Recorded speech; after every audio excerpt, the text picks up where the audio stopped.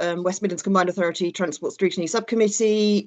We are holding our November Teams meeting as a virtual meeting via Teams. It's a public meeting and will be available to watch afterwards on the CA's web channel. First of all, I'd like to ask our committee officer, Lindsay, if there are any apologies for absence.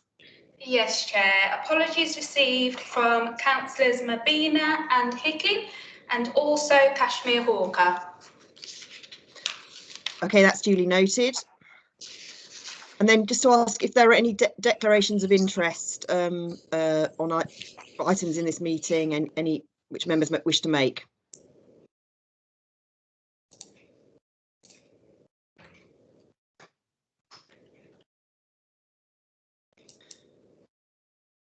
Okay, I'm not hearing any, so I'll take that as a sign that no one wishes to declare any interest or has any pecuniary or non-pecuniary interest relating to items on this agenda. So really just to say we've got a full agenda today, and see we'll be looking at the games travel plan, the city region sustainable transport settlement, and of course the metro suspension, which is something that just happened since our last meeting, in fact since the agenda planning meeting for our session today. So I'm extremely grateful that Anne Shaw, our Managing Director of Transport for the West Midlands, is able to join us today and actually give us a brief on the metro suspension. I know Anne's under a time pressure, so I suggest that we move straight to Anne's contribution today. So Anne, over to you. Okay, thank you, Councillor Clements. So what I'll do is I'll just give you a brief update in terms of where we are with the trams that are currently out of service. But I also wanted to update you in terms of the work that's been done to try and ensure that tram customers can travel around the network as well. In terms of the metro trams themselves, I gave a briefing to our Transport Delivery Committee early last week in terms of this.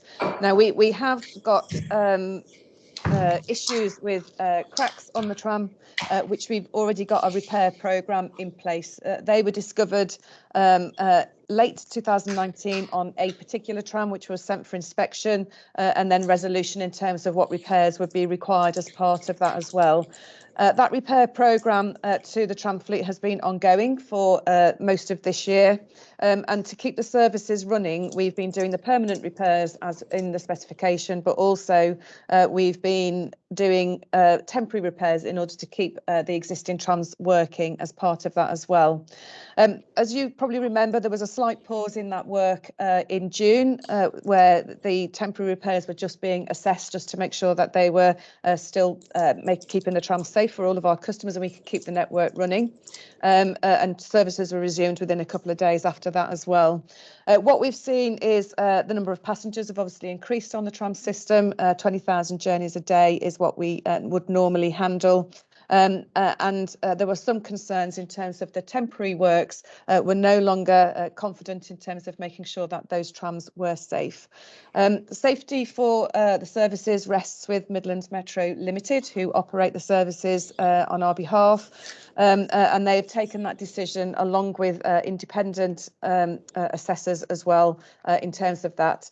That meant that the tram system had to be ceased, and what the team are now working on is acceleration to the full repair programme, and also as we've received 8 new trams into the region as part of our expansion plans, we're accelerating also the entry into service through the safety checks, endurance running, etc., of those new trams as well.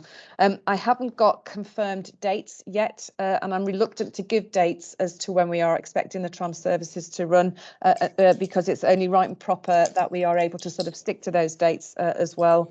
But that work is underway in terms of both the manufacturer along with Midland Metro Limited and colleagues at TfWM have been working since we ceased the tram to make sure that that programme of restarting the services is happening as soon as possible. And I will come back and give an update on that. And of course, we want to make sure that our customers are fully aware of what that is as well.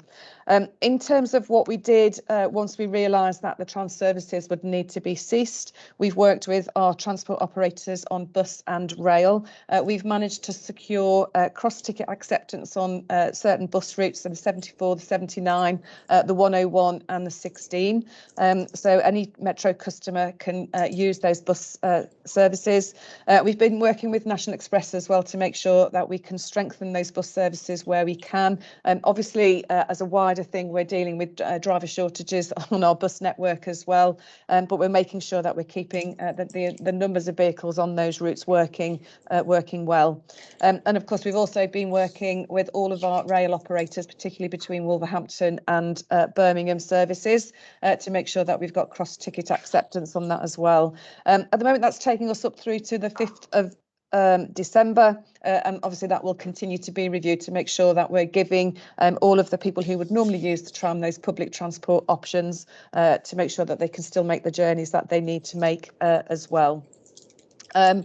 In addition to that, we know that we've got some particular things that we need to work through. So football matches at the Hawthorns, for example, normally very busy time for us on the tram as well. So we're making sure that we've got additional strengthening around some of those key events as part of that, and particularly this Friday. So, for example, this Friday, we've got some additional buses that will be out on the network and shuttling people backwards between Birmingham New Street and to that particular football match as well, and just some additional support around traffic management within Birmingham city centre, because we know that it's normally quite busy on a Friday at this time of year as well, just to make sure that we can keep those vehicles moving. We've also taken steps to ensure that our tram customers have the ability, so with their tickets that they would normally buy through their direct debit process, or if they would buy a daily or a weekly ticket, is that they've got different options as well. And we've written out, or in the process of writing out to all of the tram customers, to let them know what all of those ticketing options are, particularly as they're able to use bus and rail services as part of that as well.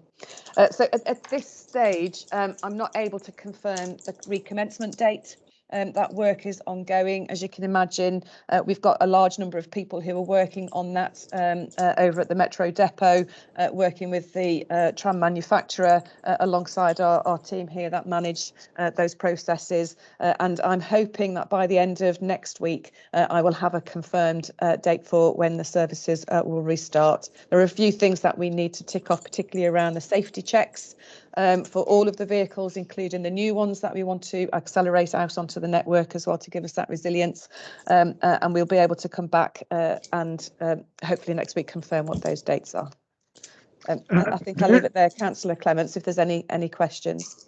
Yes, could I ask? Okay, Ian, I'm sorry, Martin, just to hang on, hold your horses. If you could use the raise your hands function. I know that you've got some very interesting questions, Martin. So thanks very much, Anne, for that initial presentation. I know members are going to have a lot of questions, and so let's move on to those. Okay, so I can see Barbara indicating and Martin. So Barbara, go first, and then Martin, and then we've got Ian. Thank you, Chair. Anne, excuse me. Anne, I want to sort of tie you down, because the date that's going out to the public is 4 weeks, and I'm sure it's not going to be 4 weeks. So one, could I ask it, will it be more than 4 weeks or not? The other thing is, in Wolverhampton, on a particular day about 2 weeks ago on a Sunday, there was no trains nor trams. So obviously thinking in the longer term, for example, Commonwealth Games, etc., and we're all trying to gear up to make sure that the West Midlands looks good. And if this problem carries on, then obviously it's not going to look so good.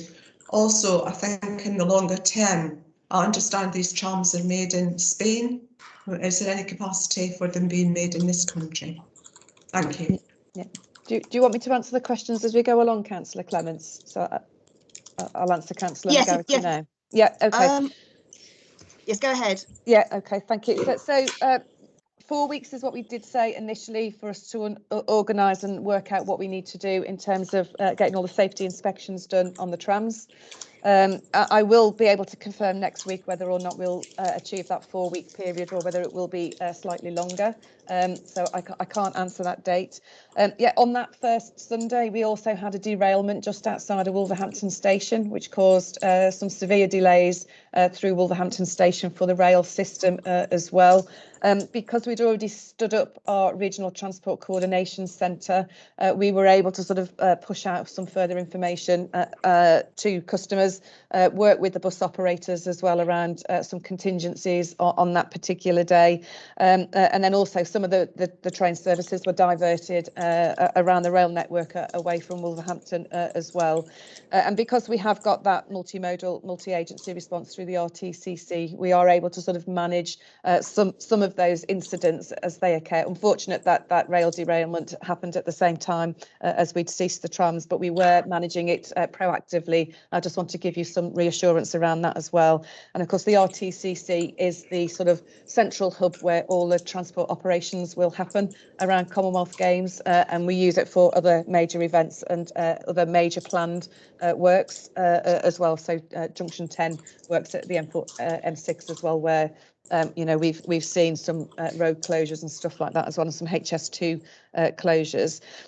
So hopefully that gives you some reassurance that we've got in the background a mechanism whereby through all of our operators and our local authority traffic management people, we're able to sort of manage multimodally when we do have those incidents. On the question around there are no companies within the UK that make trams at this point in time. So we've followed all the right procurement processes that we're obliged to do in terms of acquiring the old trams and the new trams that we've just taken receipt of as well. And so through that procurement process, we've had to go to elsewhere outside of this country because they are not manufactured here. Thanks very much, Anne. Okay, Councillor McCarthy, you're next.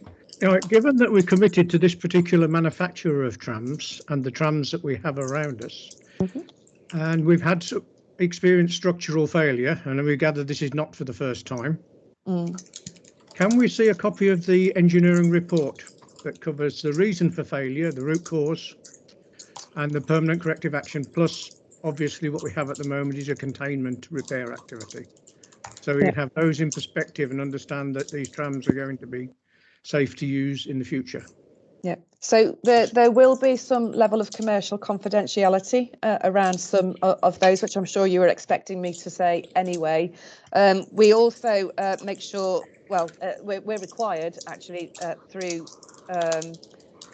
arrangements to make sure that we've got independent through the Office of Rail Regulators and through an independent competent person who does the safety assurance around all of our tram operations, both for infrastructure and also for vehicles as well. So that independent assurance is also happening to make sure that we've got a repair programme that is fit for purpose, and also they've been involved throughout that whole repair programme, including those temporary repairs that we were making to keep the trams safe up until now. So with that independent assurance around it, then that should be sufficient for us to be able to say that the trams are safe when we reintroduce them back into service. I'm concerned that this particular method of dealing with it was considered adequate last time, and the problem repeats itself, which means that it isn't working well. That's so what I just want to clear that up. So the reason why the trams in June were, and I think there's some confusion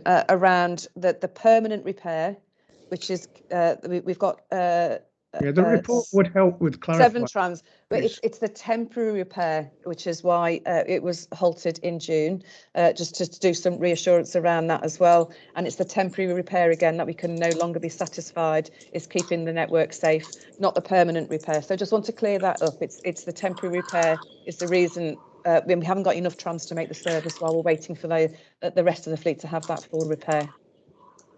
Yeah, can I just ask is this kind of rolling stock used elsewhere in the world? I understand it's maybe used somewhere in Australia, and they've had similar problems. I think there are 4 or 5 other cities that have used the same version of the tram that we've got, the second generation trams that we have, and we're in discussions with those as well. I was just wondering if we have statutory scrutiny here or not.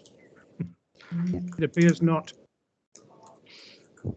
Well, Anne's explained the constraints that she's got with commercial confidentiality. She and I had a conversation yesterday about that, but I think now I'm delighted that Anne's joined us and is being as open as she can. So I think we just need to make use of the opportunity for Anne to answer our questions now, and then we can return to this, because I am very concerned about it. I mean, I've just come back from a week's holiday. I was in Cologne riding the tram network.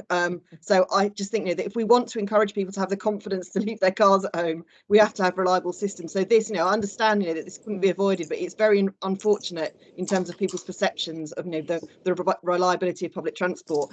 And I was interested in your opening remarks, Anne. You were talking that the ridership on the metro has actually recovered reasonably well, hasn't it? I know from the Birmingham Scrutiny Committee, we had a meeting in October precisely about restoring confidence on public transport, and the most encouraging story was actually from the metro. And I think actually throughout the pandemic, because of the predominance of frontline workers, key workers, manual workers using the metro, actually had quite a good ridership. So one of my concerns about is the alternative services that are being provided during the suspension. You said that you're working with the rail and bus providers to strengthen the offer. So, but does that actually mean that there are more frequent buses and trains? And I noticed in the press notice that was issued on the day when you made the announcement, there was reference to a bus line running along the tram line, in effect, that's serving the tram stops. Is that in operation, or is that going to actually start working? I think that's one of the big concerns. Yeah.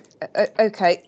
I think the 74 and 79 bus routes do follow the tram corridor, and that's where we're working with National Express to strengthen those routes where we can, particularly during the morning and the afternoon peak. We have absolutely seen return to Metro. It serves a particular corridor. Metro is by far the most efficient on that corridor for people to travel between Wolverhampton and Birmingham and all the stops in between. So we've been working on that to strengthen the bus routes. We've also been working with the local authorities as well to look at things like roadworks and other things along that corridor as well. So what things can we, defer or make sure that buses aren't caught up in roadworks as well on that corridor. So those are the kind of things that we've been doing to keep people moving. Just by the nature of the different service between bus and tram is by far the fastest as part of that. So there are journey delays to customers who've had to transfer to bus.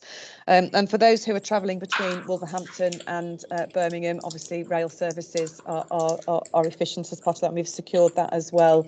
Obviously, we are seeing some train cancellations and stuff around driver shortages on our rail network as well. So we're trying to manage that very, very carefully, working with all of the operators in terms of making sure that we're sort of trying to reduce the impact of some of those shortages that we're seeing on bus and rail as well.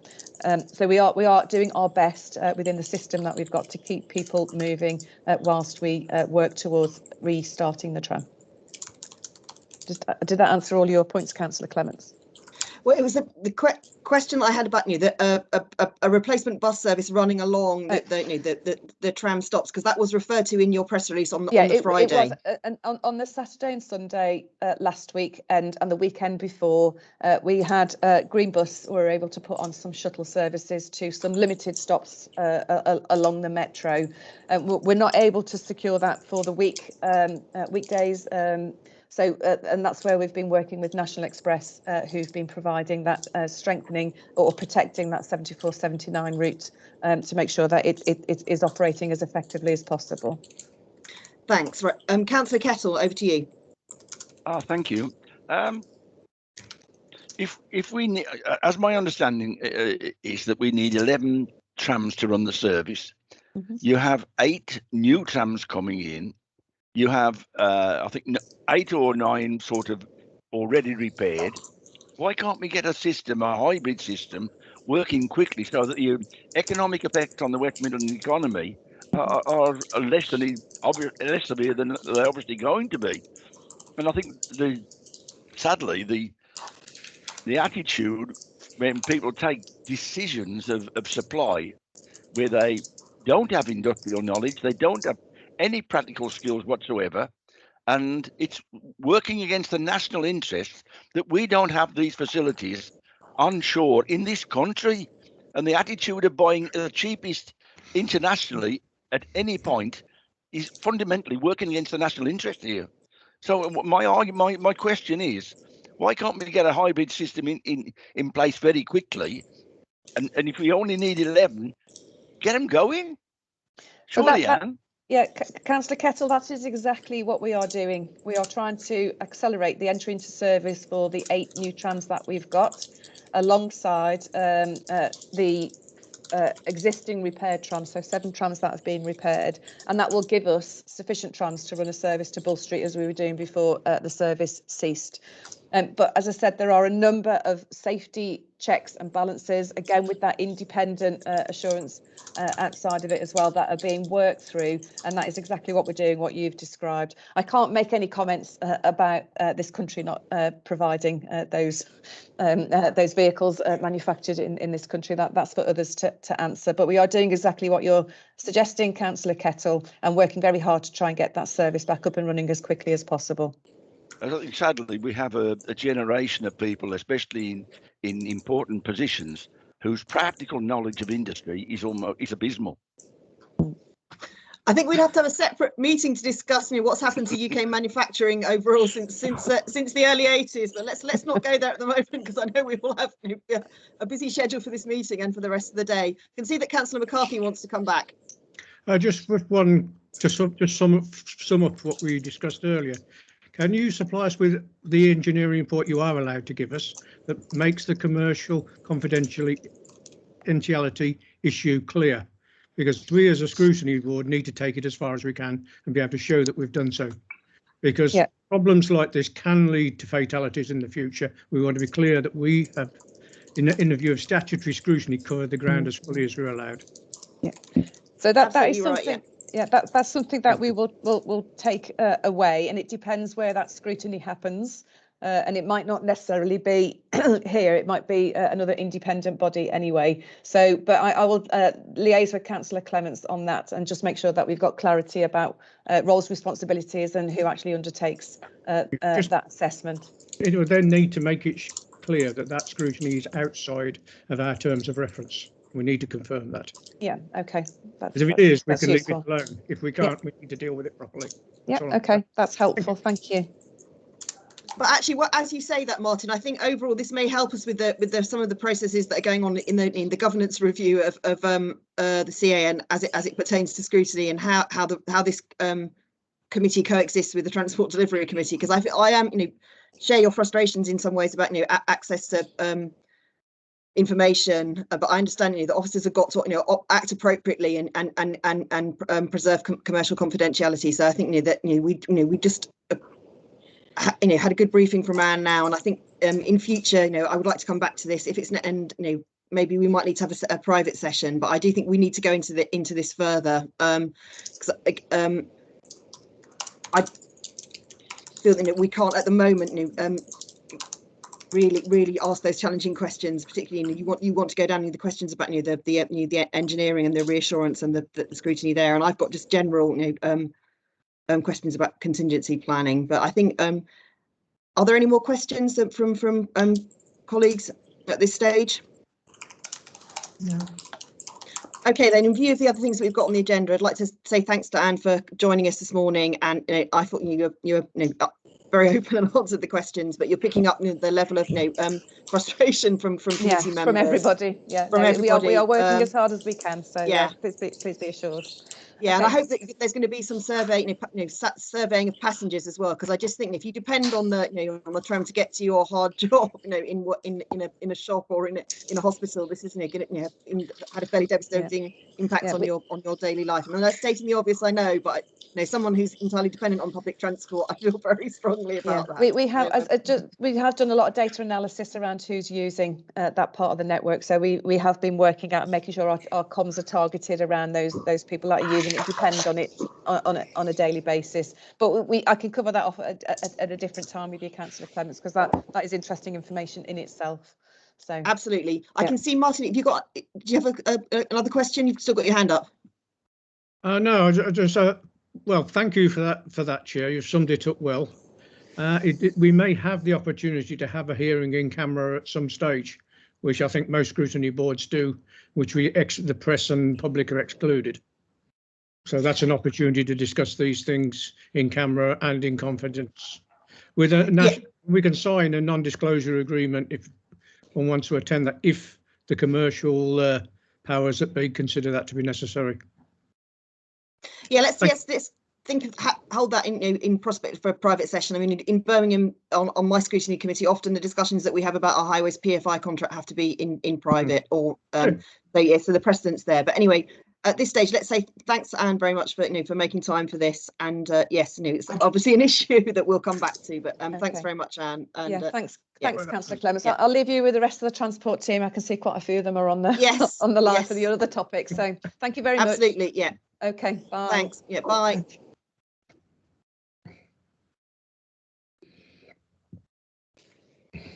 Yes, so rest assured, this will continue to be on our agenda. But I do think we have got some well, that's what I'm sorting out to do in terms of how we actually are able to effectively scrutinise, because we can't do it without information. Otherwise we're just sort of sitting talking talking to each other and not actually scrutinising. So I do absolutely share your concerns, Martin. Mm-hmm. Right, I'm just trying to find myself back to the agenda. Yes, so we just need to approve the minutes for accuracy. So we've got minutes that have been circulated with our papers for our meeting of the 13th of September and our meeting of the 22nd of October. So has anyone got any issues with the accuracy of the minutes that have been circulated? No issues, Chair. Thank you, Barbara. Yes, I'm not seeing anyone else raising any queries. In fact, I'd like to congratulate Lindsay on how well she's captured both those meetings. So it's great to have that record. Oh, there's a 22nd. Okay, but in both those sessions we had some follow-up questions. So let's move on to those. And they were some questions about the level of usage of the English National Concessionary Travel Scheme, and some questions about the transport levy. So we've got a brief paper which contains some really interesting statistics about usage and how many people are returning to the buses since the pandemic. So who's going to present that? Who's here to present that? Chair, we've got Matt Lewis, who's hopefully just popped up on your screen, and he will present that report. It's his paper. Oh, excellent. Yes, I can see you, Matt. Sorry, I was just struggling there just because it's quite a big agenda pack today. So I was just scrolling through it. Yeah, so Matt, your paper's been circulated, but if you could just talk us through the statistics. Yeah, over to you.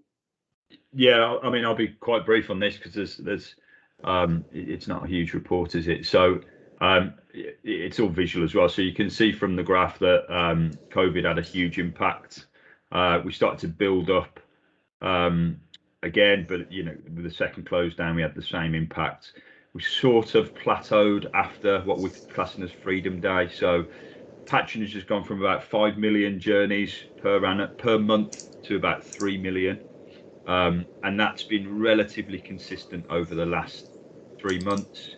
This essentially means we're at about 61% of pre-COVID patronage levels at the moment. And looking at the national picture, there's a range of about 57 to 66% recovery on English national concessions. So we're sort of right in the middle of that. So we're about average in terms of that level of recovery. I've broke this down from lockdown for each of the areas. So what you can see from this is that the sort of shape of the graph is consistent. So where one drops, the other drops. Where one rises, the other rises. And again, at the end, I've essentially said, if you guys want me to dig into anything more deeply, we can go away and come back with more specifics. So yeah, very, very short one, but hopefully that answers the question that you set out. Yes, thanks, Matt. That was very useful. I'm particularly interested in this because I'm getting a lot of contact from people who are lobbying for free public transport as part of incentivising people to leave their cars at home. And on a number of occasions, we've sort of been just considering whether the existing concessionary transport schemes are being well used at the moment. Obviously, the pandemic was a massive factor. And I am using buses, I'm back on buses, and at the moment I wonder whether the fact that we haven't got compulsory mask wearing on buses, whether that's actually still causing anxiety for some passengers, particularly older passengers who would be covered by the older person's bus concession. I don't know whether there's any surveying going on that. I'd have to take that question away. Apologies. I know we are doing continuous surveying of the market at the moment. I couldn't tell you whether that is part of the mix, so I can take that away for someone else to answer if that's of help. Well, I'd certainly be interested, to see any data that relates to that. Councillor McCarthy. Just a quick one. The actual concessionary English concessionary travel scheme, could we have a breakdown of what that covers at all? As a new member of the, I find that useful. Is it just over 66s, or what groups does it cover? So it's 67 now is the eligibility age, and we've sort of been building up to that from 65. So it's senior citizens of that age bracket, but it also covers disabled persons. So disabled persons based on 7 categories that the Department for Transport set out. So, but the vast majority, I think there's about 500,000 senior citizens and about 50,000 disabled users. So the vast majority of users are senior citizens. Oh, thank you. And I think one of the things that we were talking about when this issue came up in our meeting a few months ago was the future of the non-statutory concessionary schemes that the CA is running, which obviously relates to the discussion about the transport levy. But could you just remind us what the non-statutory ones are that are currently in operation? Yes, well, in terms of ENCS or all of them, so we've got the Transport for West Midlands has a few. So we have child scheme, so people under the age of 16 get half their travel. That is a non-statutory concession. We have a 16 to 18 scheme for those in full-time education and those in an apprenticeship. There's a half-fare scheme, and again, that is a local enhancement. For English national concessions, we allow people to travel after 11 p.m. because the scheme covers up to 11 p.m, but you can travel after 11 p.m, and we allow them to travel on the tram and the train. So all of those are local enhancements.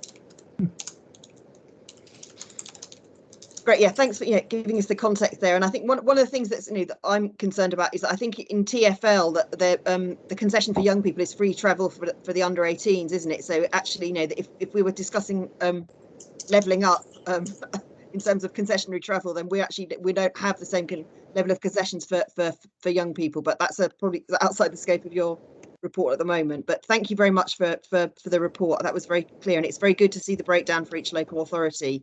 So do colleagues on the committee have any further questions for Matt at this stage? Thanks, Matt. No, not seeing any hands raised. So thank you very much for preparing that. And again, that's an issue that I think we'll continue to track, but thank you very much today. Thanks all. Thank you. Right, I think we can now move on then to our next item, which is the overview of the Commonwealth Games Strategic Transport Plan, which Graham is here to talk to us about. Chair, over to you, Graham. Before you go on, there was a B transport levy item as well that was under. Of course, yes.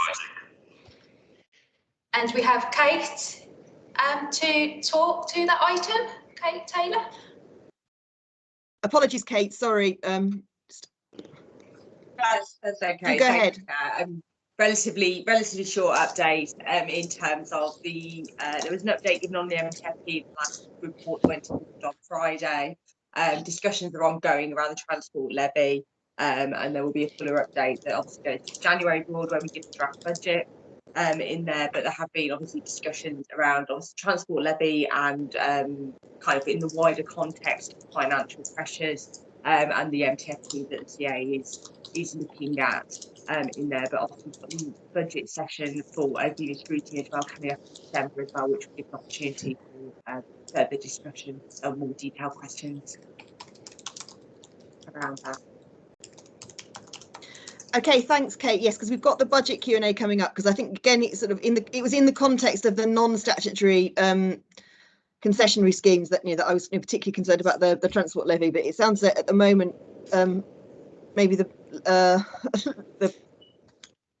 board or the council leaders are possibly a bit cagey about what's going to happen. I mean, I would be very concerned if there was any threat to the non-statutory schemes, particularly those for younger people. But again, that's something for us all to pursue through the Q&A and through other political channels. But thanks for that update. And I'm sorry I didn't it wasn't pointed. I just got slightly confused on the agenda. So thank you very much. And yes, thanks for joining us.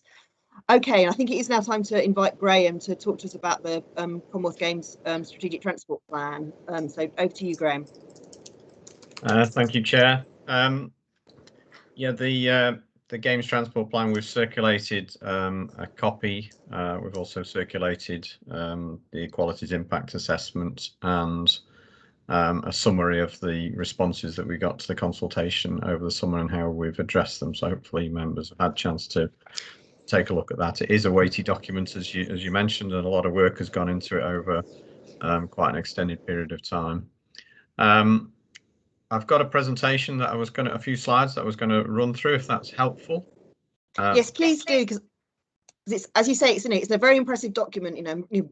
Very, but it's quite difficult to navigate. So I think we do need, some sort of wayfinding facilitated by you.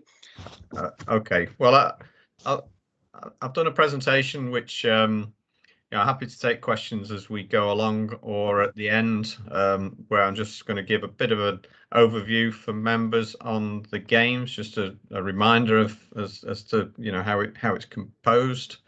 A piece on the transport plan. I think you were interested in talking about legacy at this session. And also just a few slides on next steps where we go with the operational planning and readiness subsequent to the Games Transport Plan being agreed. So I'll just start the slideshow. Hopefully you can see the slides in front of you.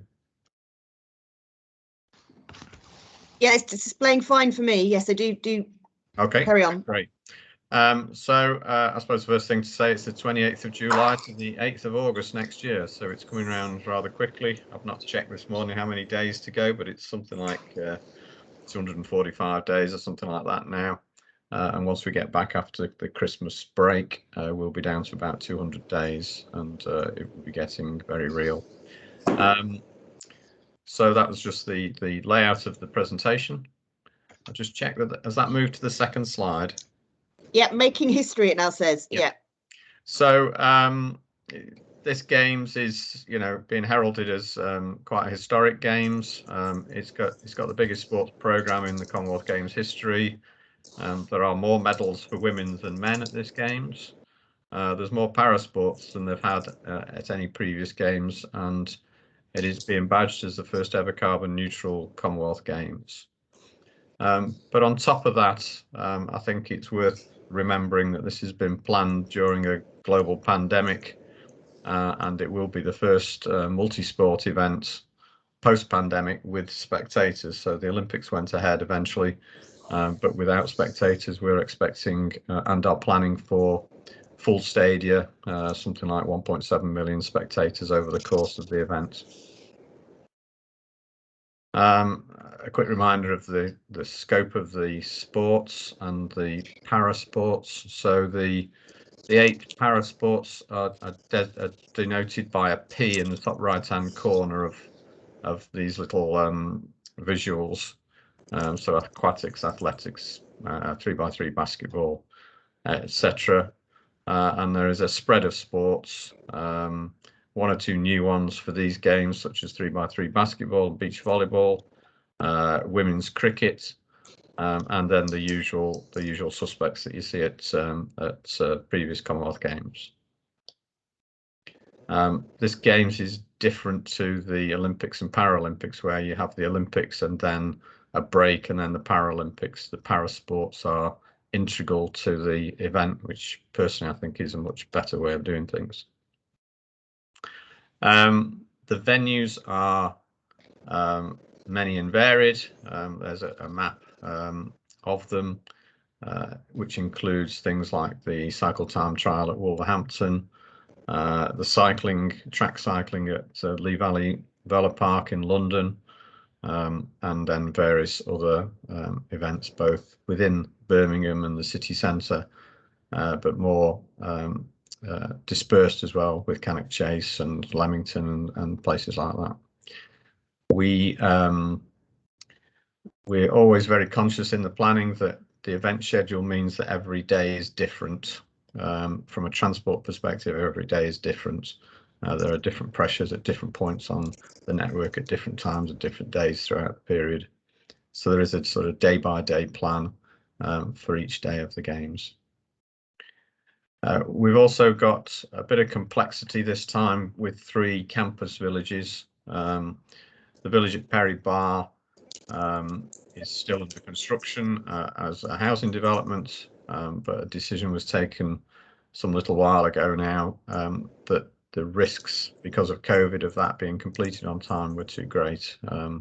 So we're using existing campus villages at University of Warwick, at the NEC and at University of Birmingham. As mentioned before, the venues, there are venues in or close to Birmingham. These are they. Some are permanent, some are under construction, some are temporary. And then there are venues more regionally, Cannock Chase, Coventry, etc. And we do indeed go down to Lee Valley, Vela Park in London as well for the track cycling. And from a transport perspective, over the course of the last 4 years, we've been accelerating various public transport schemes, cycling upgrades, road upgrades, and the development of the Regional Transport Coordination Centre to make sure that we've got as good a transport network as we can for the games and for the influx of spectators and the demands on the network. And these are obviously legacy projects, things that will remain, well, for some of that are in place already, and things that will remain in support of the road network and transport network post games. In terms of the planning, just finally before we go on to the transport plan itself, the governance is fed through what's known as the Joint Transport Group, which is chaired by Anne Shaw, who was on earlier as Managing Director for TFWM. And there are 3 basic components to the overall integrated transport programme. To the right-hand side in green, there are the various capital projects that I've just mentioned. To the left-hand side in blue is what's known as Games Family Transport, which is led by the organising committee, and they basically are responsible for looking after the athletes, the technical officials, the media, and the Commonwealth Games associations and federations associated with the sports. And they provide bus and fleet transport, venue transport within the venues itself, arrivals and departures, and ceremonies transport for the opening and closing ceremonies. So things like the cast for the ceremonies, as well as making sure all the athletes are in the stadium bowl on time for the opening ceremony and closing ceremonies. Arrivals and departures are basically the airports, Heathrow and Gatwick, and Birmingham Airport, where provision is made to transport athletes and arriving team sports from there to the Welcome Centre, which is at the NEC, and from there to their accommodation, one of the 3 villages, or hotel accommodation for some of the Commonwealth Games federations. And then in the centre is where, apart from the integration of the whole piece, in the centre, TFWM is responsible for the spectator and workforce transport, also for the Games transport plan, for all of the modelling and forecasting that surrounds the planning for the event, any public transport strengthening, everything that relates to planning for the traffic management on the local road network in conjunction with the local highway authorities and national highways, spectator and workforce transport, travel demand management, which is the sort of behavioural change to try and ensure that people are well informed as to where the pressure points are on the network and can avoid or take measures to allow extra time if necessary. And then for the readiness and testing, which I'll talk about right at the end of the presentation. And stitching all that together is a transport comms and engagement plan. Graham, just before you move on, just on the, I don't know whether you can answer this, but in terms of participants, and delegations travel to Birmingham, is there any attempt, to encourage people who could use train to come by train? I'm just thinking of people who are coming from, from the continent, because if it's all predicated on air travel, one wonders about the whether it's realistic to say that the whole games will be carbon neutral.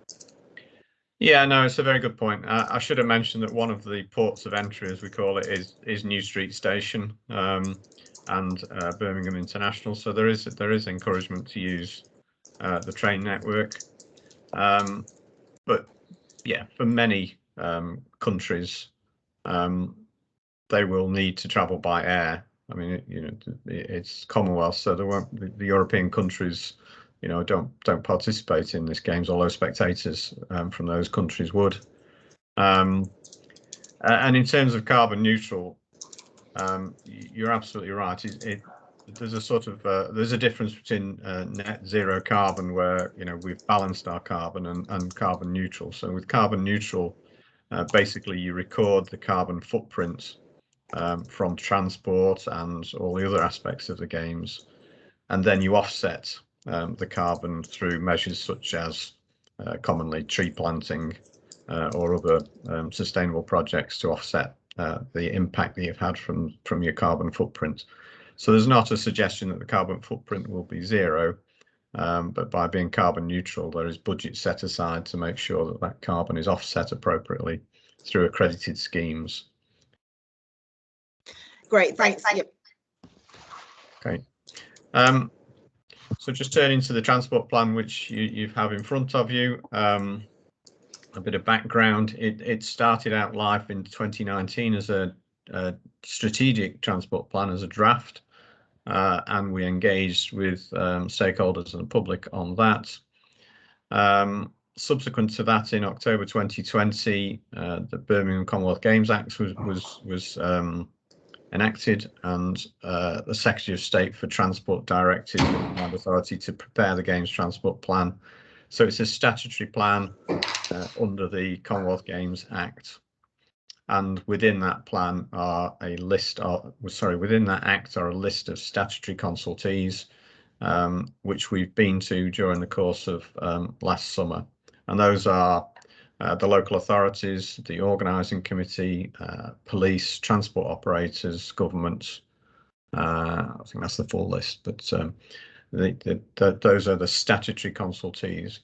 But whilst we were going to consultation, we've also been through an engagement process with the public, so that anybody can respond with thoughts and comments around the transport plan. And this is, whereas the first plan was a strategic plan, this is a more of a tactical level plan, which sets out those transport arrangements and key principles. It's not an operations plan; those come later. And there are 5 core principles which you would expect to see in a plan of this sort. So clean and green are public transport games, safe, secure, reliable and efficient transport. So safety is critical. Minimising disruption, that's about disruption to background traffic, residents and businesses, to make sure that the region still thrives. We're looking for long-term benefits and legacy, as I mentioned. And then lastly, but by no means least, access for all, to make sure that it's an accessible games for everybody. So the purpose of the Games Transport Plan is twofold, basically to inform public and business of our approach and set the context for transport planning and cooperation. It informs, hopefully, public and business of our current approach and gives some confidence that we have a plan and that we have clear proposals, and attached to it, as I mentioned before, is the Equalities Impact Assessment. I do recognise these are lengthy reads, but they've been through quite a lengthy gestation period with lots of input from lots of partners, and hopefully the plan makes sense and resonates with people.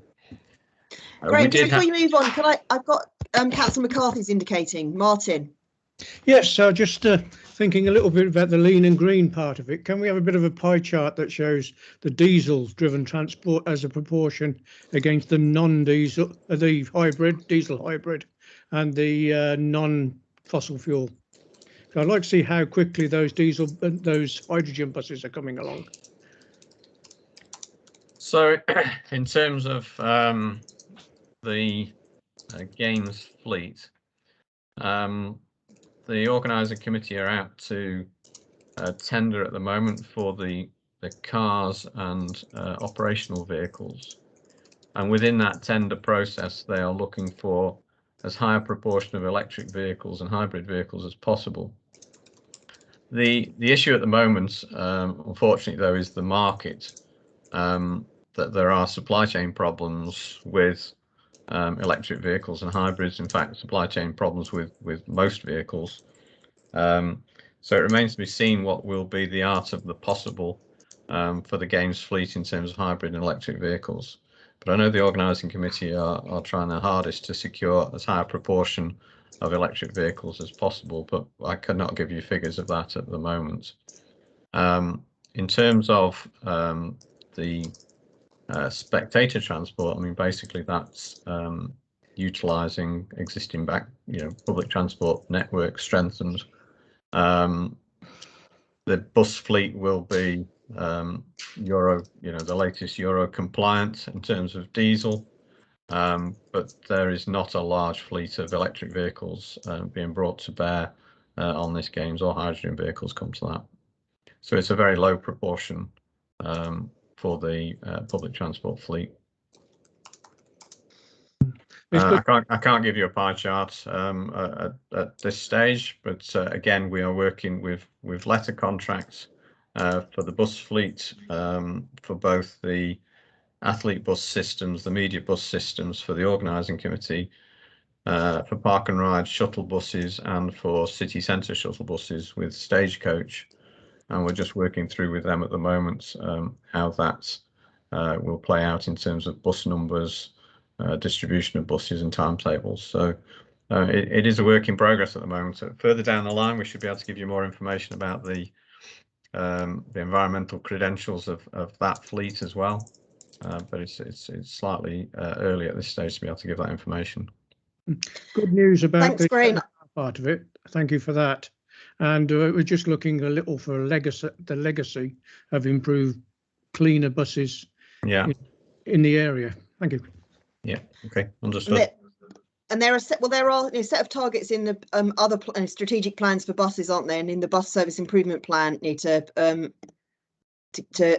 reduce emissions from the fleet. I can see that Councillor Hare from Coventry wants to come in. Councillor Hare, over to you. Thanks, Chair. Graham, you mentioned that transport planning, and you didn't mention anything, just fleet traveling from the village or residence place, player and public. What the safety arrangement is that? Because sometimes the terrorists, they do target and that sort of event. That's my first question. Second is, carbon neutral, you say you're going to use the buses during the 24th of July till 8th of August. Will it be all electric buses will be used, or hydros and mix? Thank you. Graham. So I think it was the first question in relation to transport from the villages to the venues, the athlete villages, and that will be carried out via the bus fleet that's been procured from Stagecoach, and they will travel on that dedicated what they call bubble to bubble secure fleet of vehicles along a predefined set of roads which we define as the games route network. So they will be on predefined routes where there will be extra patrols from police and to make sure that they are fully secure and as secure as possible within the current threat levels. So that's the athlete transport. In terms of the type of buses being used, they will not be electric vehicles or hydrogen vehicles. These will be latest compliant diesel vehicles. Great, thanks, Graham. If you just press on then to the end of your presentation, I think we'll take the rest of the questions at the end, just to allow you to get through it. Okay. There were some key themes coming through from the consultation. We've circulated the document with those themes and the responses and how we've dealt with it in the Games Transport Plan. And the final document is what you see in front of you. But themes were across a range of interesting topics, as you might expect, which was good. But there were no what I would call showstoppers in it. I think everything was we were able to answer and respond to in a positive way. We're now in the process of taking the Games Transport Plan through quite a lengthy series of sign-offs and approvals. So you can see the list there. We're at Transport Scrutiny Committee today on 24th of November.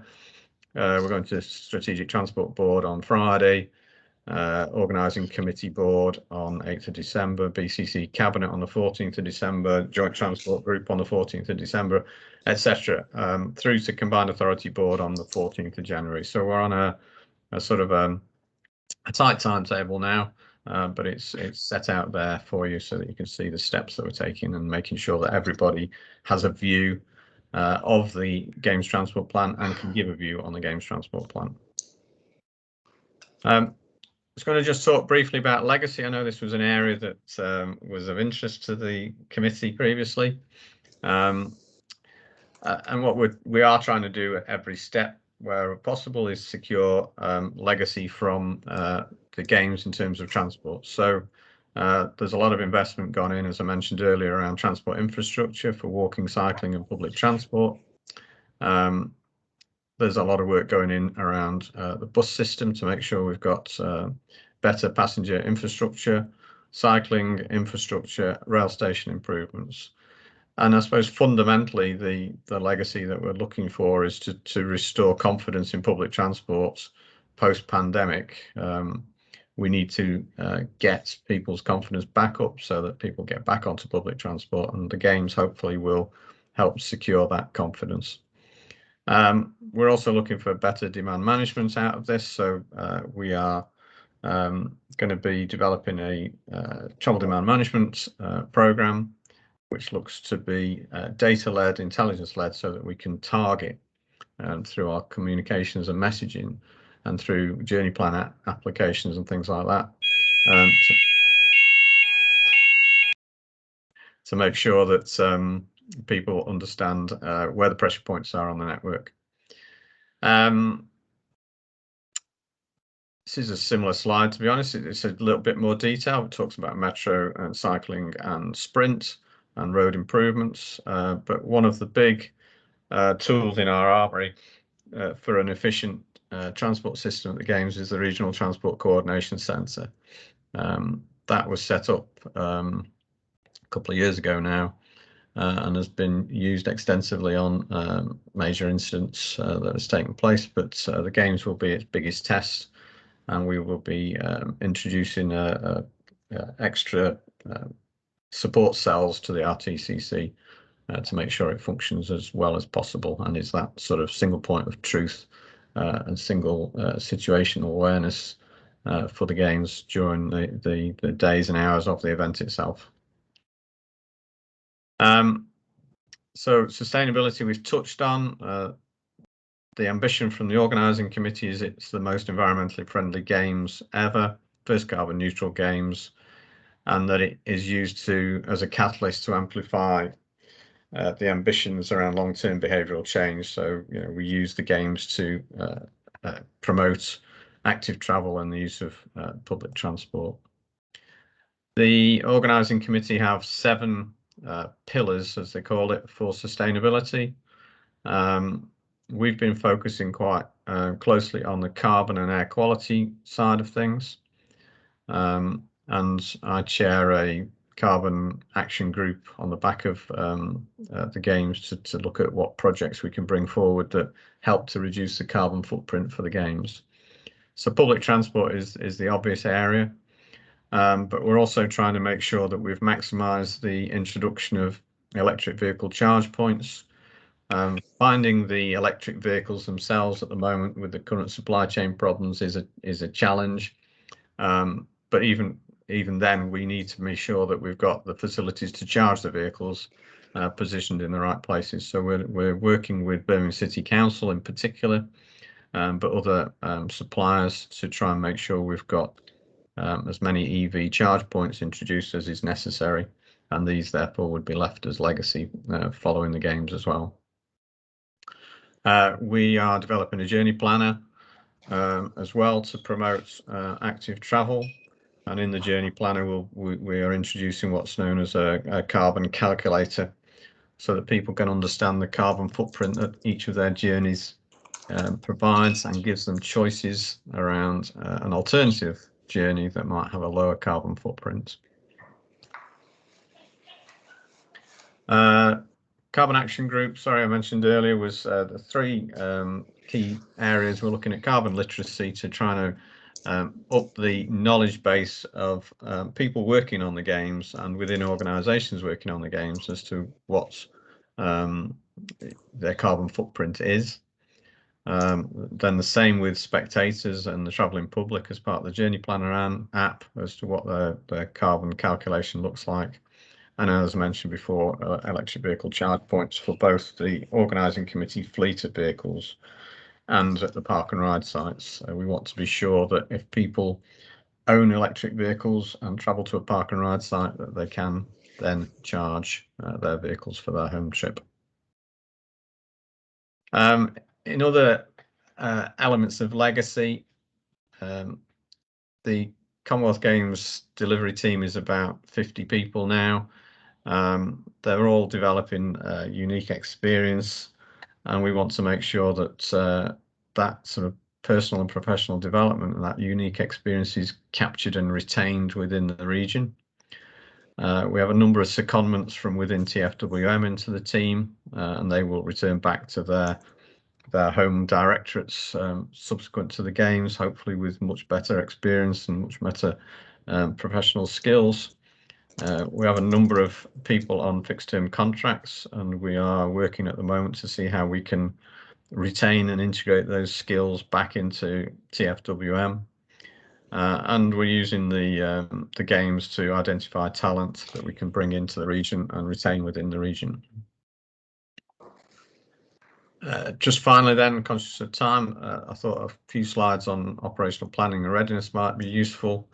In terms of public transport and spectator transport, what we've set out in the Games Transport Plan are the options for each of the stadia for travel.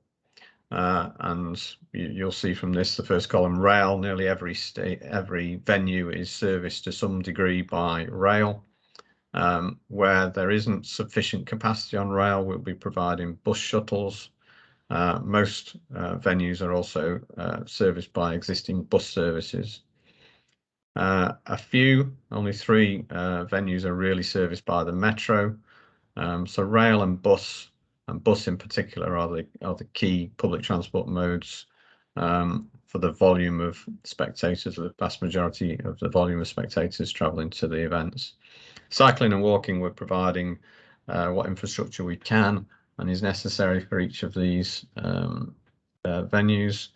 And for the three large venues, large in numbers of spectators, so Alexander Stadium, Coventry Stadium and Sandwell Aquatics, we're providing park and ride sites so that people can drive to the park and ride and take their shuttle bus into the venue. There isn't sufficient capacity on the rail network and the existing bus network to deal with all of those movements, so park and ride is an essential component. And for some venues, we're also providing park and walk sites where we can keep people from parking and driving to the venue, but is within a sensible walking distance. The hub stations for the games are many and varied. These are they. You'll recognise them. The blue dots are the venues and the black squares are the stations. And we're in the process now of developing what we call THIPs, or Transport Hub Integration Plans, which looks at that integrated journey. So when you get the train to Perry Bar Station, how do you then, as a spectator, find your way to Alexander Stadium? How is the queuing managed at these stations? Who's responsible for which part of the journey? And how do we make sure that the wayfinding is adequate? So the THIPs will cover staffing requirements in detail at each of the stations, queue management, shuttle bus management, security, etc., etc.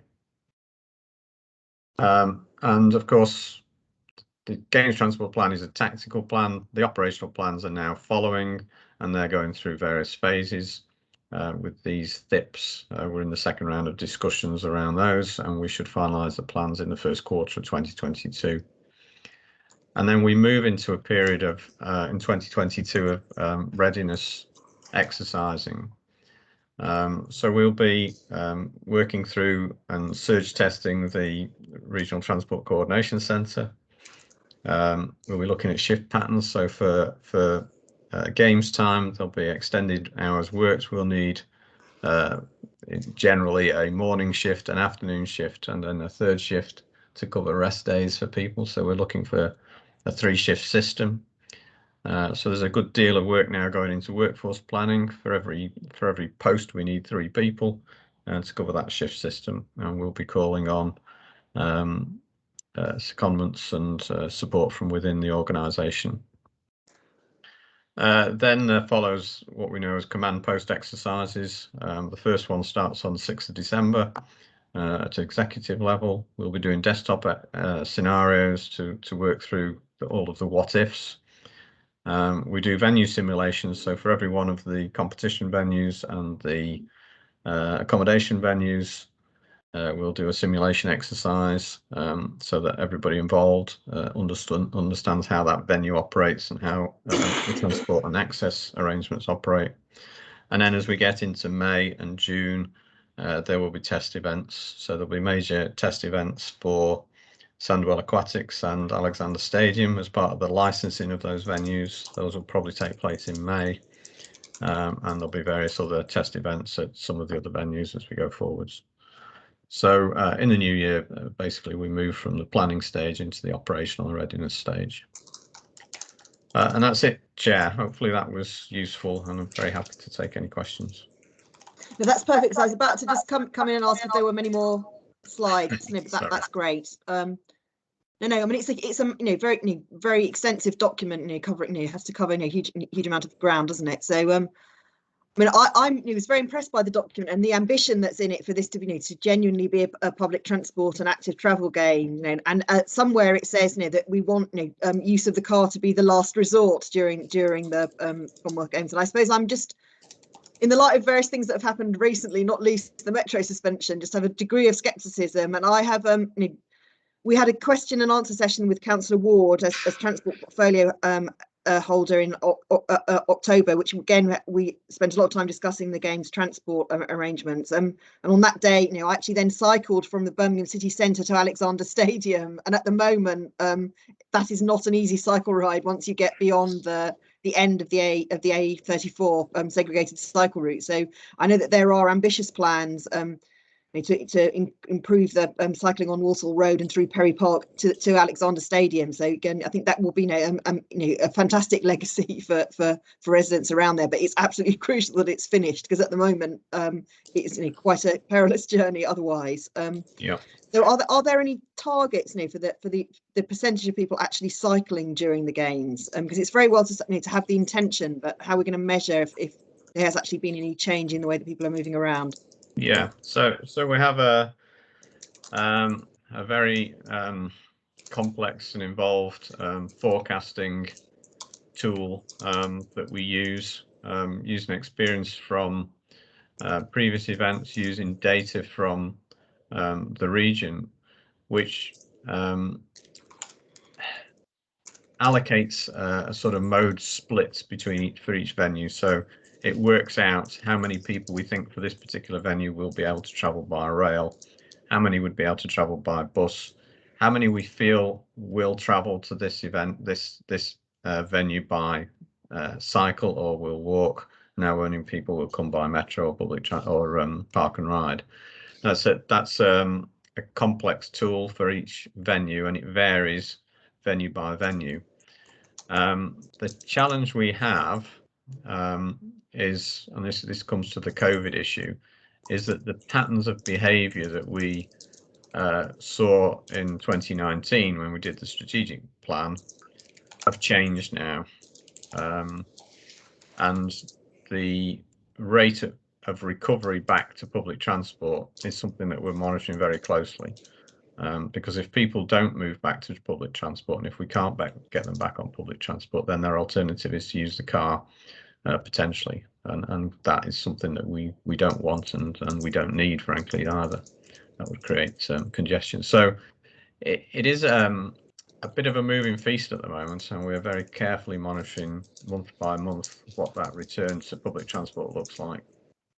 In terms of the cycling, and it's the same with electric vehicles as well, we can encourage and we can persuade and we can promote, and we will have to take a judgment, and we will be providing cycle parking and cycle facilities on the routes to venues, but we'll have to take a reasonable judgment as to just what proportion of people are likely to cycle, walk and use an electric vehicle, for instance, for the park and ride. So I can't give you a precise percentage, but it's around 5% as an average that we're looking for cycling to venues. Okay, thanks very much, Graham. Just invite our colleagues on the committee to put any questions to Graham now. This is your opportunity. Yes, Councillor McGarity. Thank you, Chair. Very comprehensive report, Graham. One thing that I really like about it is the fact the ticket includes transport from maybe New Street Station to the venue, and actually really like that. I think that's good. Maybe we need to advertise that more so that people are aware. So I think that's a good move. Thank you. Okay. Do you want me to take that question? So in terms of the city centre shuttles and the free public transport, this will be, well, the free public transport with the ticket, I think, has already been advertised as part of the ticket sales. But when people receive their tickets, they will get much more detailed information about their transport options and their travel options to each of the venues. So if you can recall that chart I put up that showed the different modes of transport to the different venues, we will be putting more detail in. So if somebody has booked a ticket for, let's say, the NEC, with their ticket pack, they will be receiving information on the best way to travel to the NEC. And we will try and gear that also to the postcode from which they have booked their tickets. So if you're traveling from the city centre, obviously NEC, you might travel to Birmingham International by train and walk into the venue. If you're coming from, I don't know, somewhere from the south, hopefully you might also use the train, but you could be driving in which case you'd put, the advice would be to park and walk from the NEC car parks. People are well used to that at the NEC. So that sort of targeted information will be available in the new year when the physical ticket starts to be distributed to spectators. Great, thanks, Graham. And then Councillor McCarthy. So does your calculations include, firstly, in the cycling part of it, electric bikes, of which there's an increasing prevalence? And what are you going to do about electric scooters? I'm sure quite a few of those are going to turn up at your venues, legal or not, because a lot of them on the road these days.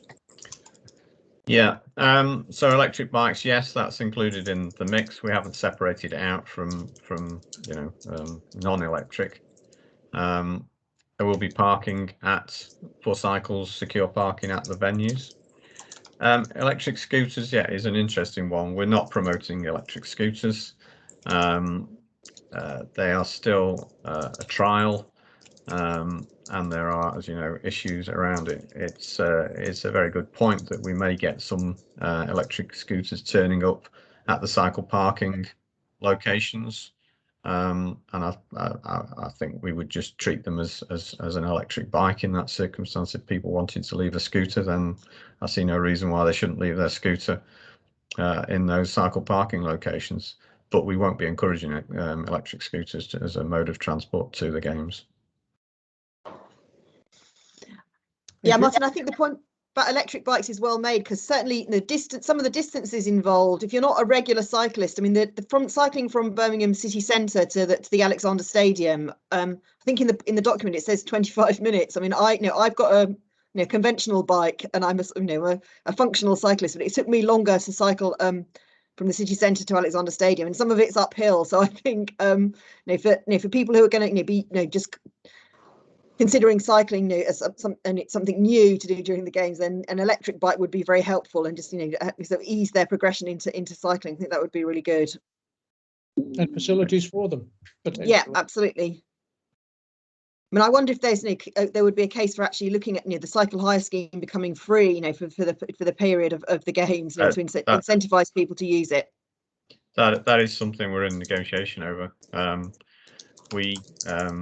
I would like to think that free public transport includes free cycle hire, but we're just in negotiation over that, because what we would need to do is relocate some of the docking stations to the venues. If people are going to cycle to the venue on a cycle hire bike, they need to be able to leave it in a docking station. So there's some work to be done on that yet, but it's certainly on the agenda.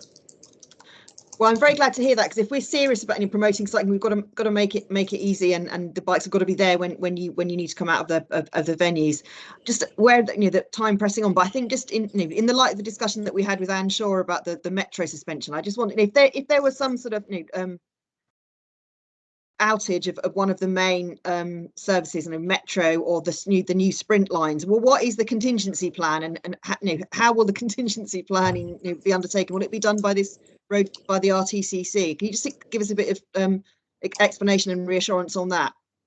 Okay, so there will be desktop scenarios run through in the new year as part of the command post exercises and the various readiness exercises. We'll be looking at those sorts of things. What we can't do is second guess every eventuality, and that's where the RTCC comes in. What we have in the RTCC is all of the transport partners. We'll have the rail industry, the bus industry, metro, the organising committee, our suppliers, etc., all in the one place in a coordination function. So if we lose one mode of transport, then we will be looking via the RTCC to enhance alternatives, message out to people what the alternatives are, and deal with it as on a reactive basis. We've done that on previous games successfully. I remember the Glasgow games, the day before the opening ceremony, we had a complete failure of the signal system at Glasgow Central Station.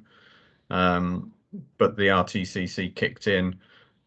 We organised taxis, we organised replacement buses, etc. And fortunately, the outage was sorted within a matter of hours. But these things happen, and you can't predict them all. The main thing is that you have the right people in the RTCC and the right systems of communication across all of the transport operators and partners, so that you can respond in an appropriate manner. Thanks very much.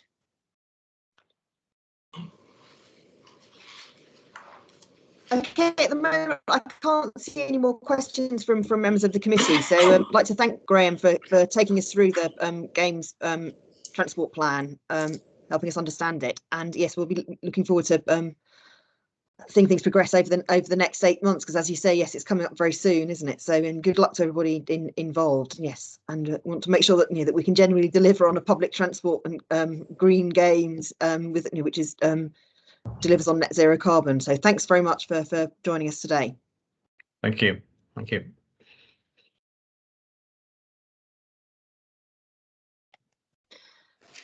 So we'll move on then. The next item is our briefing on the City City Region Sustainable Transport Settlement outcome, and we've got Carl here to talk to us about that. And he circulated a paper with the agenda send out, and he's also got a presentation. So over to you, Carl. Thank you. I'll just share my screen and put the presentation up. I'm in the room here, so I hope people can hear me okay. Yes, you're loud and clear. Yeah. This technology is amazing. All works.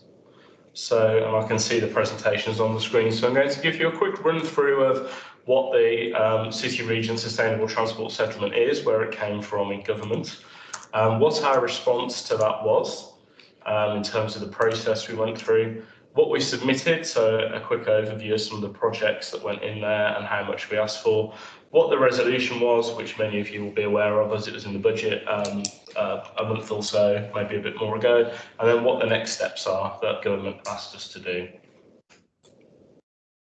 So what is City Region Sustainable Transport Settlement? Well, it's the government's first go at listening to some of the lobbying that's been going on from large city region areas for a long time, which is to make transport capital consolidated. So instead of having lots of different funds to try and put it all together and have much longer term certainty. So this is a 5-year capital settlement, and it starts to bring together a number of transport funds that were previously separate or previously only announced on an annual or biannual basis. So for us, that includes integrated transport blocks. So this is the funding TfWM and local authorities used to receive on an annual basis, which would broadly do the smaller scale projects that are really important to us all, local road safety schemes, improving bus stations and interchanges, all of those really vital things. Our maintenance budget for the 6 local authorities outside Birmingham that don't have a PFI arrangement, and things like Pothole Action Fund, and also can be seen as the replacement for Transforming Cities Fund. And this was a capital grant we've been receiving over the last 4 or so years from government, which has helped fund the Wednesbury-Brierley Hill Metro extension, Dudley Bus Station, a number of other projects across the region. So this is the first attempt at bringing it all together in one place. I say it's the first attempt, it's not completely consolidated. Active travel funding still separate, some bus funding still separate that we can talk about, and some low emission charging for vehicles is also still separate. But the first movement forward in doing this. The allocation that we were given by government was between 780 and 1.28 billion, and we were also informed that does include the final year of Transforming Cities Fund, which was 71.5 million. So that was known funding. So that was the range we were asked to work in. We pulled together a business case, a prospectus, as requested by government, that went to CA board on 21st of September and was approved, and that was for 1.7 billion, which we'll get on to discuss. So a much more ambitious programme than requested by government. And at the budget, the determination, the allocation we've actually been given is 1.05 billion. So not quite as much as we asked for, but still an awful lot of money. So what did government want from our proposal? What were they looking for? Projects and programmes that focused on growth and productivity, levelling up. So there's now a new government department that covers levelling up, decarbonisation, as you might expect. They were also quite clear that there should be local financial contributions to this programme, and they set quite a tough target of between 15 and 20%. And we did really well against this, and it's one of those things that we'll pick up as we move on. And we pulled that together in a prospectus that was approved by CA board, and that was the main document that was considered by DFT and Treasury. Of course, though, those things are all really important, and they align well with our regional goals and objectives. But we have our own things that are important to us in the West Midlands. I believe some of my colleagues in my team have spoken to you before about our emerging local transport plan, and I think they've discussed the green paper and the 5 motives for change in that. So it's very important for us that our programme reflected the emerging themes in that local transport plan. Those themes are down the for me, my left-hand side, so tackling climate emergency, creating a fairer society, becoming healthier and more active, supporting local communities and building a stronger economy, and to make sure we had projects against those themes that worked for our emerging transport plan.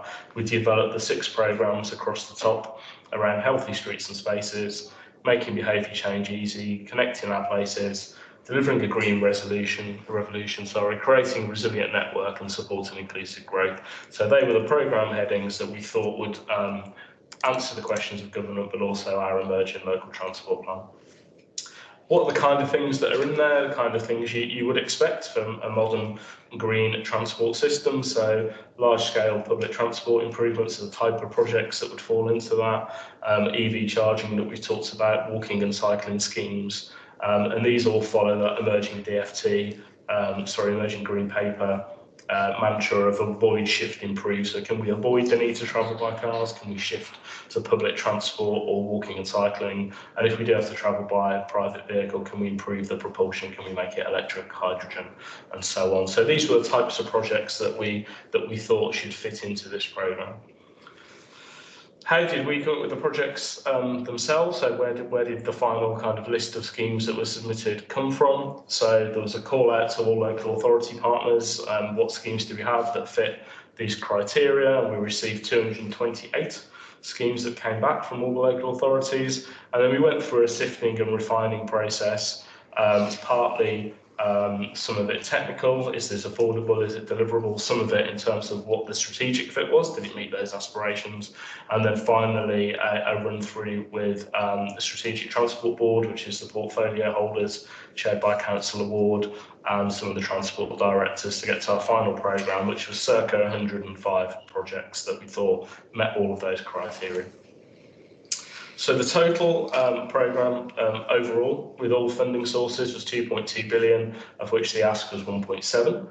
And that included a really healthy local contribution from partners of almost 500 million, in fact over 500 million, which is about 32% of the programme. That came from a range of sources, from the enterprise zone in Birmingham, the clean air zone, bus lane enforcement, local authority resources, farebox from future metro extension. So we thought that would be a really strong point in our bid and hopefully help us get that more ambitious level of funding of 1.7.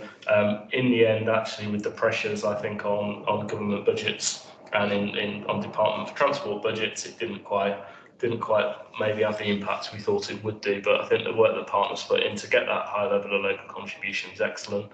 I think we should probably stress that on a reduced budget, on a £1.05 billion budget, that local contribution will naturally come down, as some schemes that would have provided that contribution can no longer, unfortunately, be funded. So that is something we'll work through with partners and with the department. So what schemes did we put in? I've split this by TFWM and local authorities just because it couldn't all fit on one slide. So what type of projects were in then, kind of specifically? So improvements to smart ticketing, SWIFT, a really important project we thought. Improvements to public transport supporting growth areas. So this is the second phase of our sprint projects on the A34, A45. Improvements to bus stations and interchanges at Dudley Port, Sutton Coalfield, Solihull. Improvements to the rail network and potentially new stations at Aldridge.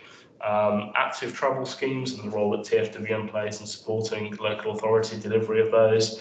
Improvements to the highway network, whether that's traffic signals and the RTCC that Graham spoke about previously, and rapid charging, ultra rapid charging, traditional charging for EVs and so on. So a range of green public transport proposals there.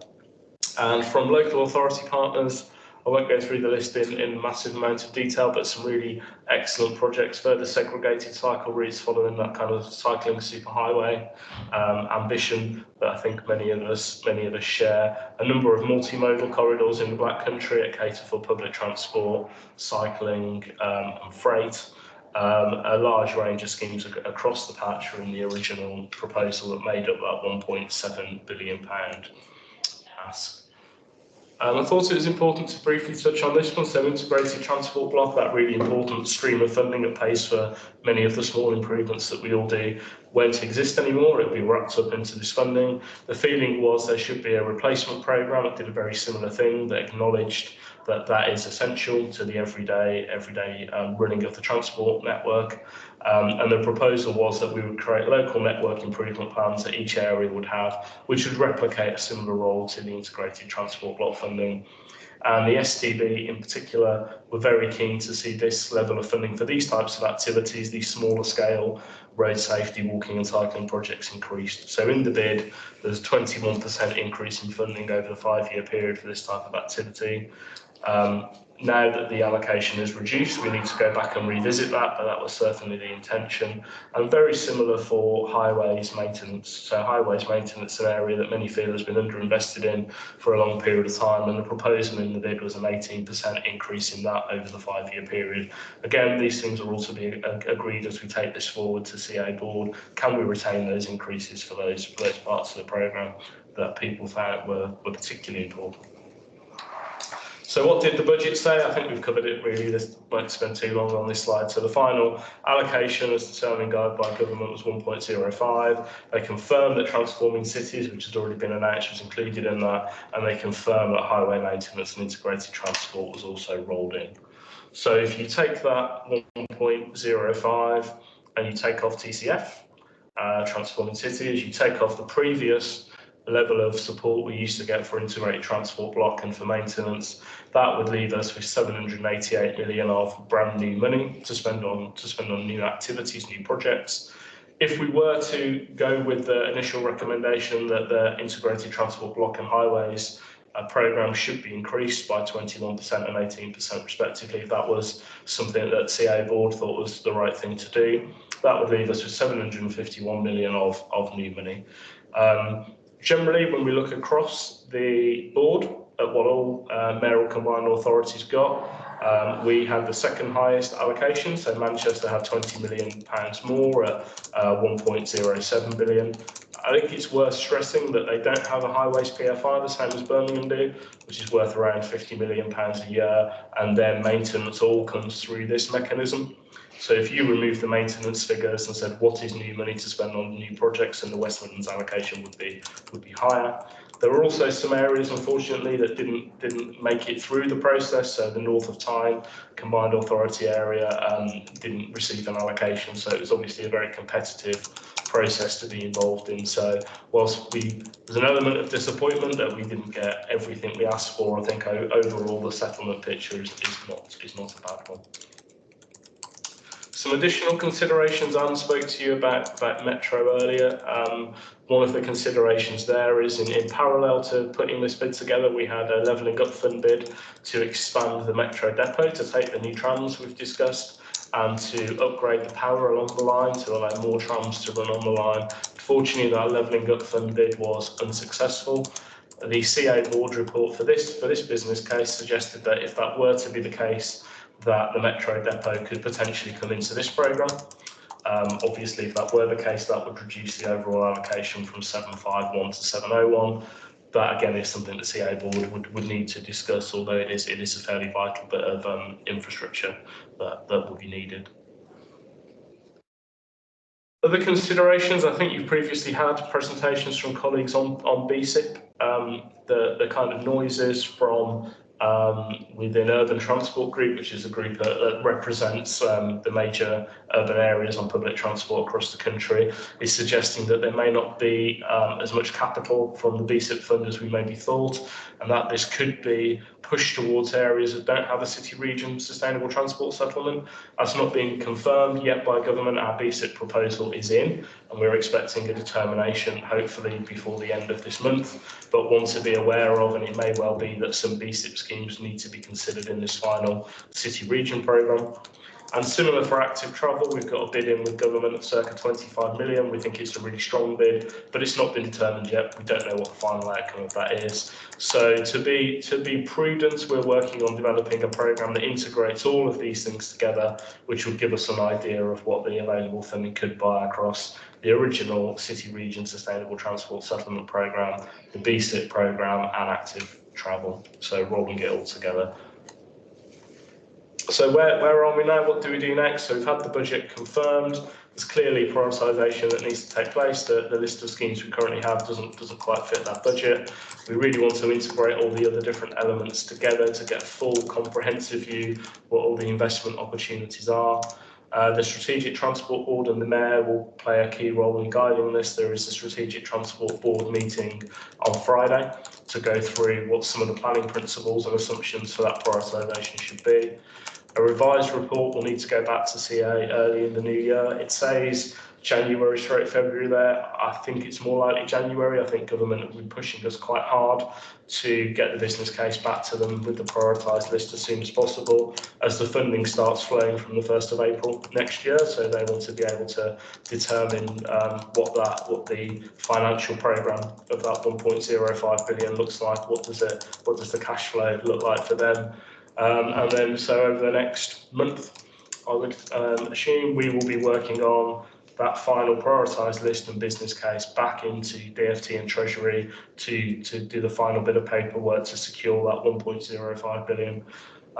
So overall, maybe not quite as much as we asked for, still an awful lot of money, and could play an important role in moving our transport plan forward, with a large focus on some of the public transport and walking and cycling projects.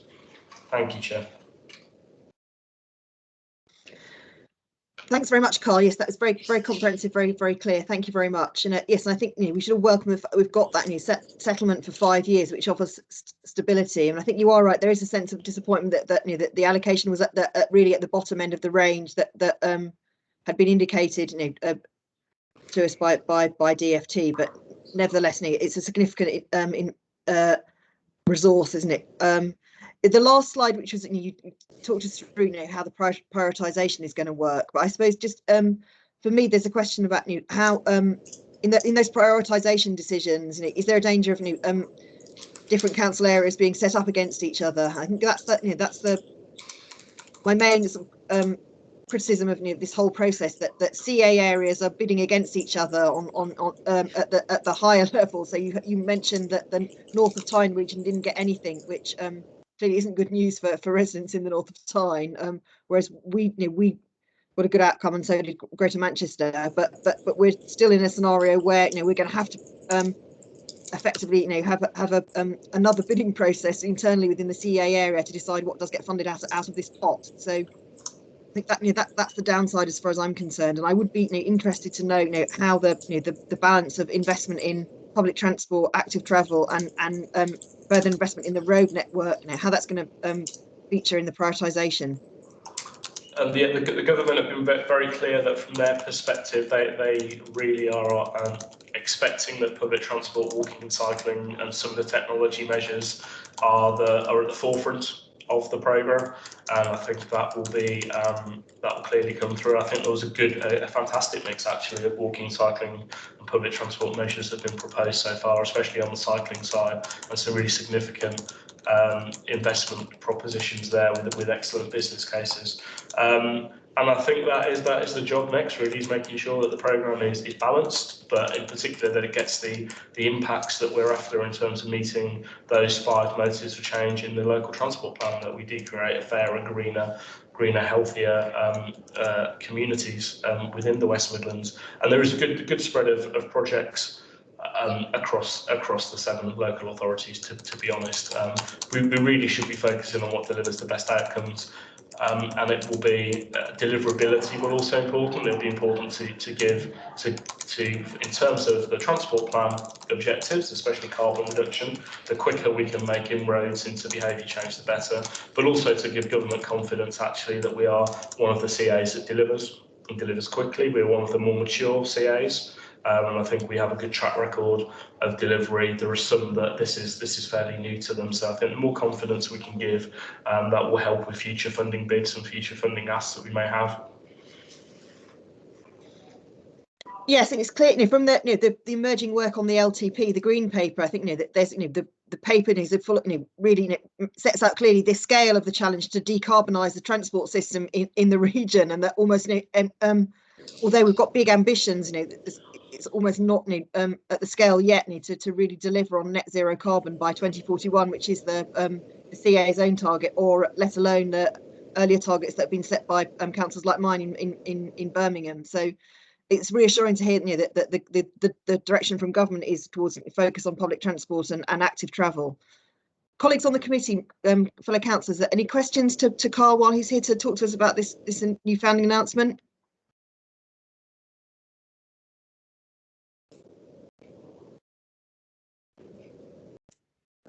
No questions, Chair. Okay, I can see Ian's popped up and he's now raised his hand. Councillor Kettle.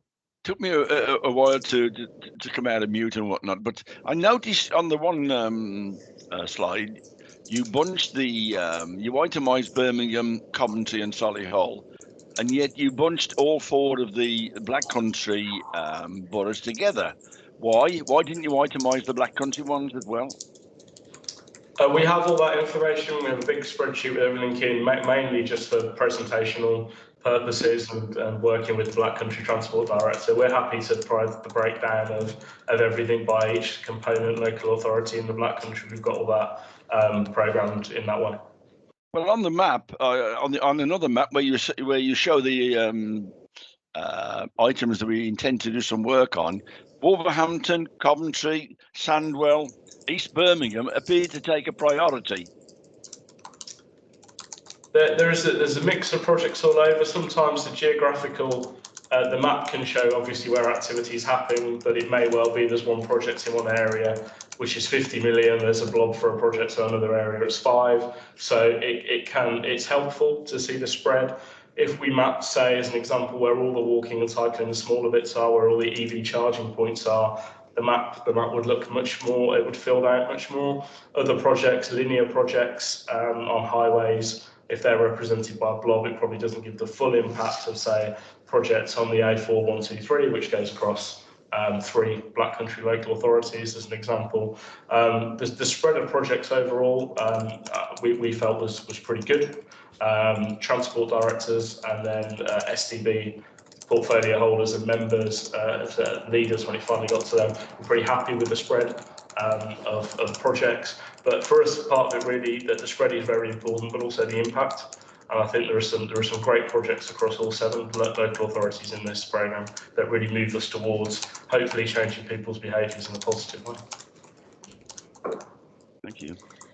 But presumably Councillor Kettle could have access to the complete breakdown, because I'd understood from your presentation that there's just so much in it that it's very difficult to display that on a PowerPoint slide and without it becoming totally unreadable. So yes, there's over 100. I think there's 106 initiatives that are in there, but within those, as an example, EV charging, there's about 1,000 proposed charge points. So yeah, it can get very messy. I think at the kind of headline level, we've covered metro, rail pretty well. I think there's inclusive growth that is really important, so spatially focusing it on areas that either have high levels of deprivation or where new development is coming along was picked up well, and the EV charging, smart ticketing agenda, all of those things are covered. Some of the bus stuff is in the BSIP programme, and that's where we need to really put it together and make sure that is a programme that makes sense in total with the BSIP and the broader active travel measures, and I think that will help everybody of having just one programme to look at covering all the requirements that we might want over the next 5 years. Just on the partner contribution, like the match element that you detailed there, you made the comment that as the overall award was lower than what we bid for, then that partner contribution would come down. Is there any scope for leaders to actually think about keeping that level of partner contribution and ring fencing it for transport projects, or is that possibly a bit of naivety on my part? It really depends on what the mix of projects is. So some of the ones that drop out may well have, as an example, a private sector contribution from a developer. So if that scheme goes out, the developer quite rightly can't put any money towards it. So the mix of projects, we tried to explain to DFT that if the total goes from 1.7 to 1.05, don't expect the percentage to stay the same, because some projects that drop out may have a very high could have a very high match contribution, but may not fully meet our objectives, whereas some of the ones that stay in may have a match of only 10 to 15% rather than sort of 30 or 40. So the mix of schemes itself is important, and there's some that unfortunately, if we don't do the project, we won't get a contribution and we won't be able to retain it. We thought that was a really strong case for government to maybe go over the banding that they set. Their view was that the banding is the banding, and it's, you know, from a treasury perspective, it was a tough conversation, I think. Well, I suppose we could take that, in a positive way as an indicator of the maturity of the partnership working across the CA area that the member councils were prepared to come up with that level of match contributions. So, I mean, that's a good basis for future working, isn't it? Absolutely, and it was much higher than anywhere else in the country, as far as we understand. So in other parts of the country, the match was not at the same level. And obviously there's some mechanisms we have that other areas might not have, around enterprise zones or clean air zones and things like that. So obviously they play a part in helping us get that contribution up as high as it was. Councillor McCarthy. Hi, sir. Could you send us a copy of this presentation? Because I don't think it was in the supporting documents. So I'd like to be able to digest it at leisure, shall we say. Absolutely, yeah, no problem. Yeah, that'd be really helpful, Carl, because there was a lot of detail in there that one needs to have a look at afterwards. Okay, if there aren't any more questions at this stage, then I'll say thanks to Carl for bringing us up to date on the funding announcement and the prioritisation process in the future. And thanks very much.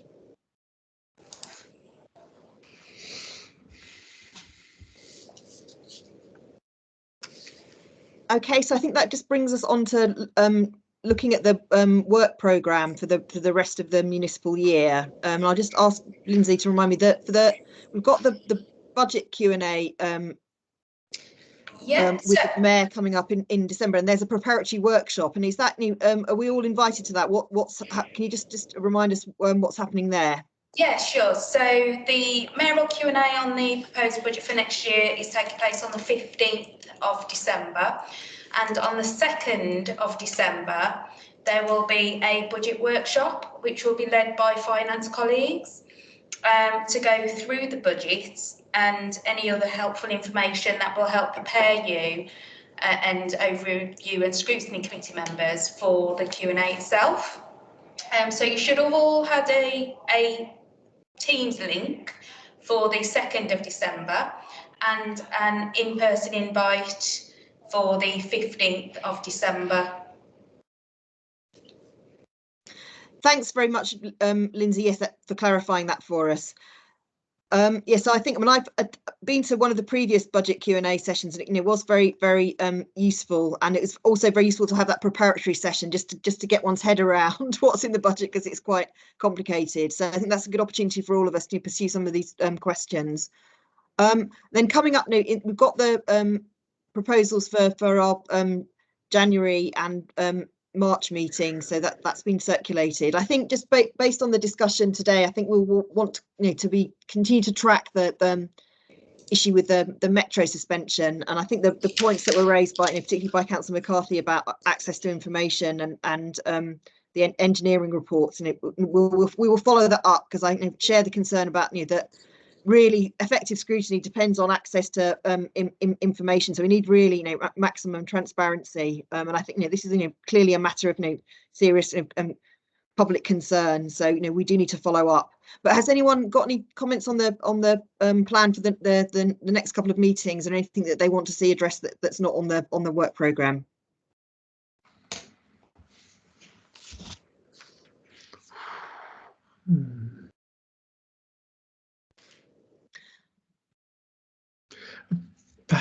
Martin. Yeah, perhaps we should ask that a team from the manufacturers of the tram should come along and do a short presentation to us. Bear in mind that we understand the background of them wanting to play this particular hand of cards close to their chests, but I think that they should come along for either a closed session, session in camera, something of the kind to give us some confidence that these trams, when they are returned to service, will be safe and not be courting a repetition of the issue. Yeah, I think that's a very helpful suggestion. So we could relay that back to to Anne Shaw and her colleagues. I mean, obviously, because there's also a number of other bodies that are reviewing this. So the Transport Delivery Committee and the Strategic Transport Board and the CA Board itself. So she'll have to take their request and consider it. But I certainly think it would be helpful, because we've got the new rolling stock coming, and then there are the trams that are going to be operating in Birmingham that will be are battery powered, for part of the route, so to avoid having the overhead lines, so we want some reassurance about all of that, really. And I think there are also some questions about just what's happened with the relaying of the track, in the city centre of Birmingham as well, which seemed to happen very, very quickly after it was initially laid, really, in the scheme of things. So I think if it's possible to to get to access to more information in a private session, I think there would be no problem from our point of view of doing that. And I think that a private session would be quite a normal thing, would it not, Dan? That's right. Yes, Chair. I mean, your meetings are in public, but like other boards at the CA, you can move into private session if the content of that particular item justifies it. So there'll be no problem in you excluding the public and press for a particular item such as this one. Yes, I don't. If for anyone watching or seeing the YouTube recording, I don't want to give the impression that we don't. I mean, we'd much rather have everything in public and accessible to everyone, but we appreciate that there are some constraints and considerations of commercial confidentiality. But so just have that understanding that we can do private sessions. Okay, then if there's no further comments on the work programme, I think we can move to closing the meeting and look forward to seeing people who, in December at the preparatory workshop or the mayoral Q&A. Any other urgent items of business? Just seeing Councillor Hicken popping up on the screen. Good to see you, Adam. Hope you're well. Anything else that anyone wants to raise now? Nothing from me. Okie doke. Well, thanks everybody for a really good discussion. Really interesting session today. And yes, see you in December. Thanks very much. And can I just ask Lindsay and Dan to stay on the call just briefly, so we can just type any loose ends. But thanks very much, everybody, and have a good day and good rest of the week. And yes, fun on public transport where it is available to you. Okay. Bye bye. Thank you, Chairman. Thank you, Chair. Thank you. Bye.